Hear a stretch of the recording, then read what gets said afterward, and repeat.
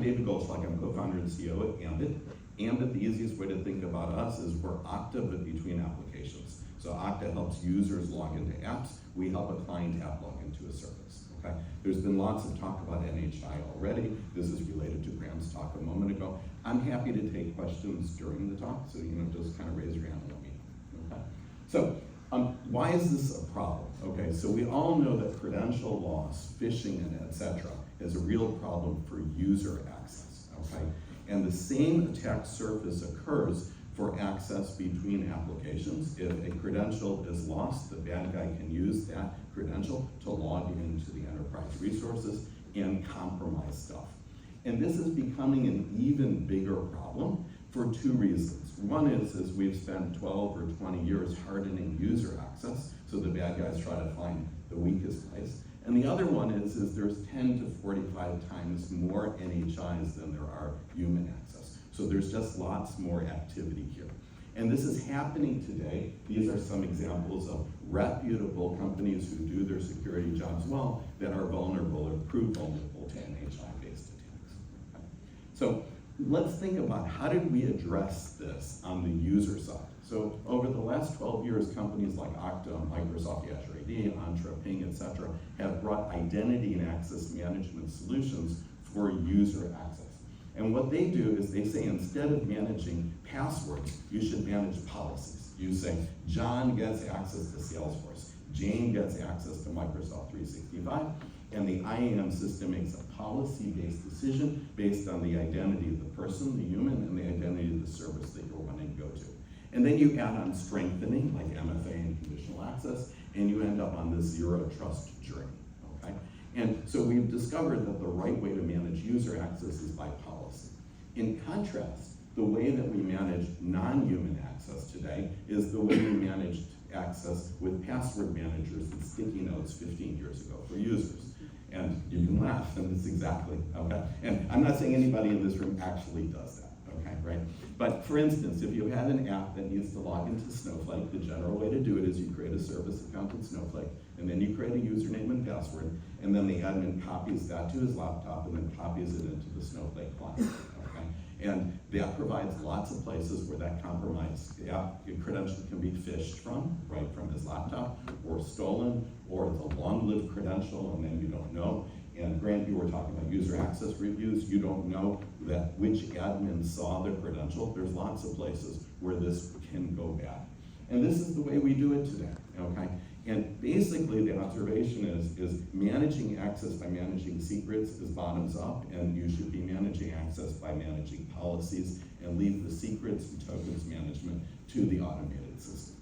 And the way you should do that is by bringing the IAM technologies, okay, to non-human access. And that's what Aembit does. Aembit is the IDP, the identity provider, that helps clients obtain the right credential just in time based on policy decisions. And the way to think about that is you can set policies. The client workload can get access to Snowflake, and then you make an access decision, then you deliver the right credential just in time.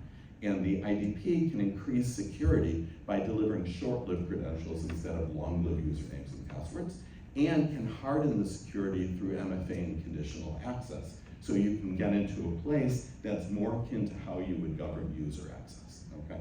And what you also do is you create a policy wall between the admin and the credential, so admins are managing access via policy instead of admins managing credentials themselves. Finally, this has to fit in. I was talking to somebody earlier. The IAM systems for workloads needs to recognize that developers and DevOps have different needs. So you can't require code changes, and it needs to fold into the infrastructure as code approaches for deployment and management of large-scale infrastructure. So how does Aembit work? And other systems that are similar would work in this way too. So Aembit is the IDP. If client workload A, I don't know if I can shine, but if client workload A needs access to Snowflake, it would go to Aembit and would say, I am client workload A, I need access to Snowflake.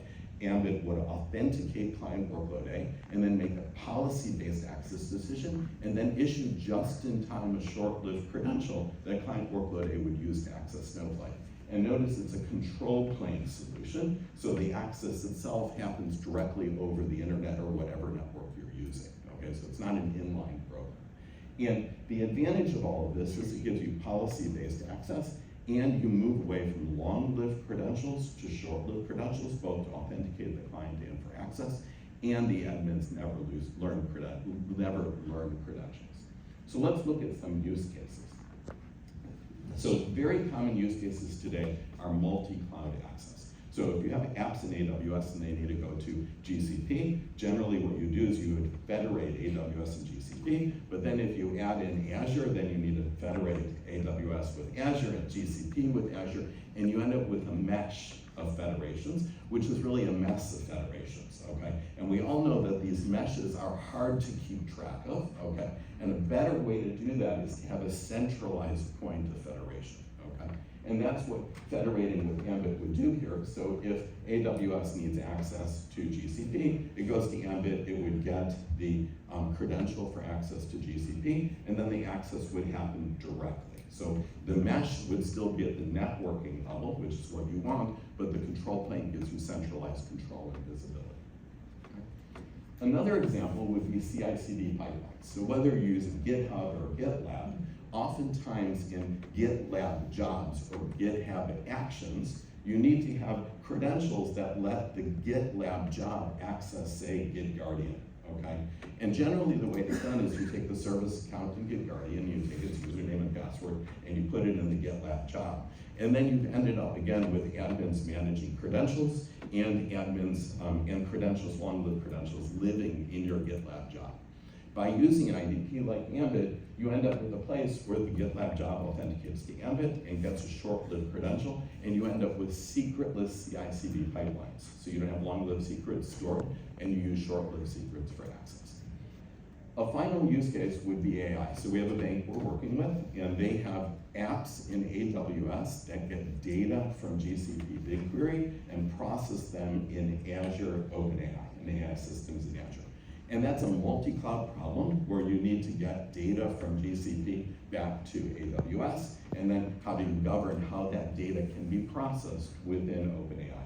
And again, that fundamentally boils down to a secure access problem with the multi-cloud federation that we talked about a moment ago. So in summary, okay, this is an important problem to solve. If we just reflect back on the human problem, we should anticipate that this will become an increasingly large problem for NHIs. And we have the models to support this already. You should move to centralized systems for identity and access management, but that are well suited for the developer and DevOps communities. And you want to be able to do this in a policy-based, identity-based way to secure access to sensitive resources and move away from long-lived secrets to short-lived credentials so you can get zero trust access and you can have centralized auditing and compliance. Happy to take questions. We can already do it.